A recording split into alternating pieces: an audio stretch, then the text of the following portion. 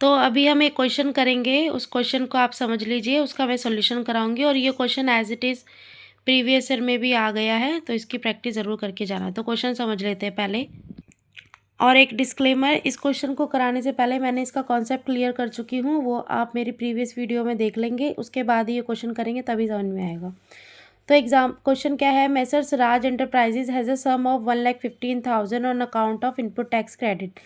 राज Enterprises ने 1,15,000 रुपये का टैक्स भरा है परचेज के टाइम पे, तो उसको ही कहते हैं हम इनपुट टैक्स क्रेडिट, ठीक है।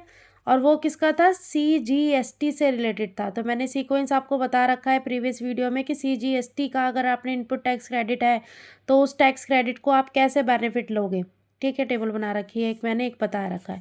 In the electronic credit ledger, ठीक है, the output GST payable as per electronic liability registrar are as under. तो और देखिए, ये इनपुट टैक्स क्रेडिट का बेनिफिट हम आउटपुट पे लेते हैं और किस सीक्वेंस में लेंगे, सारी चीज़ें मेंशन की है। अभी क्वेश्चन रीड कर लेते हैं। तो GST पेबल या output GST, outward outward IGST 30,000 का टैक्स है, आउटवर्ड CGST 70,000 का है, आउटवर्ड SGST 25,000 का है, ठीक है।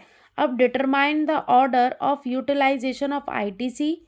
डिटरमाइन करना है आपका ऑर्डर यूटिलाइजेशन का कि इनपुट टैक्स क्रेडिट को किस ऑर्डर में यूटिलाइज करेंगे ऑन अकाउंट ऑफ CGST, ठीक है। अब एक चीज़, and prepare the statement showing the amount due adjust and payable in the cash. ये आपको एक स्टेटमेंट बनानी है जो ये शो करेगा कि ड्यू अमाउंट कितना है, एडजस्टेड अमाउंट कितना है और पेबल इन कैश कितना है।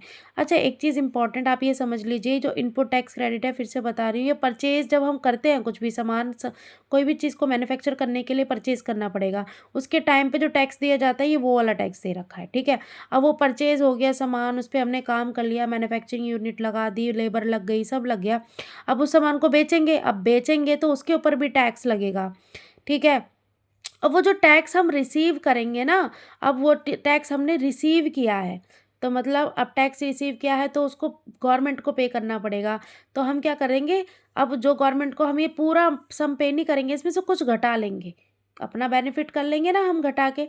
तो उस ऑर्डर में हम जितना हमें 1,15,000 है ना, उसी का बेनिफिट उठाएंगे हम इसके अंदर, समझ गए। तो वो अब मैं आपको क्वेश्चन में मेंशन करके बताऊंगी, टेबल करके, ठीक है। तो हमने एक टेबल फॉर्म की है, वो क्या शो करती है, statement showing utilisation of input tax credit. Input tax credit की कैसे यूटिलाइजेशन होगा, ये इनपुट टैक्स क्रेडिट है हमारा,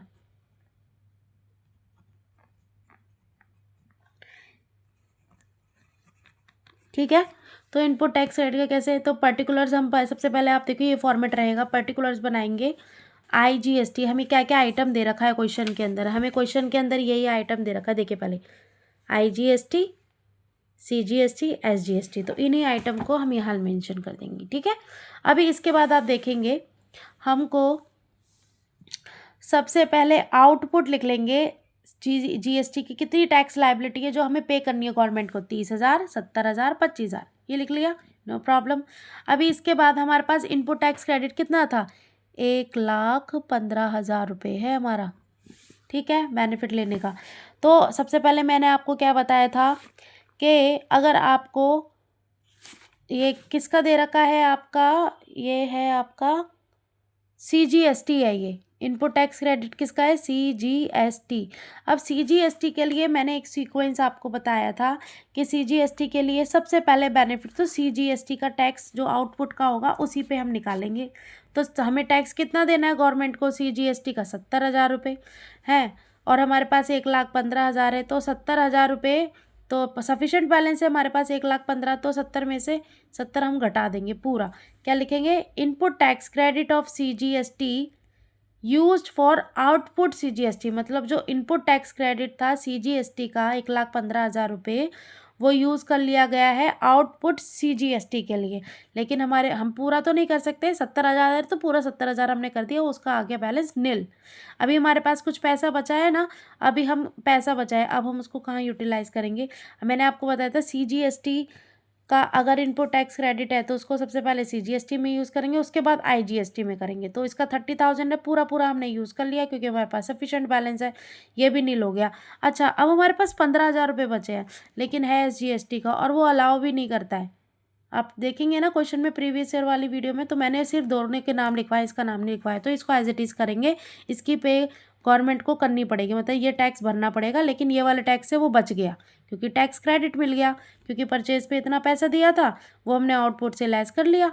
ठीक है, अब क्या लिखा है, remaining balance of input tax credit of CGST of ₹15,000, 15,000 रुपये बचे ना, 70,000 तो ये यूज़ कर लिया गया, 30,000 ये यूज़ कर लिया, 1,00,000 रुपये यूज़ कर लिया, बच गया 15,000 रुपये।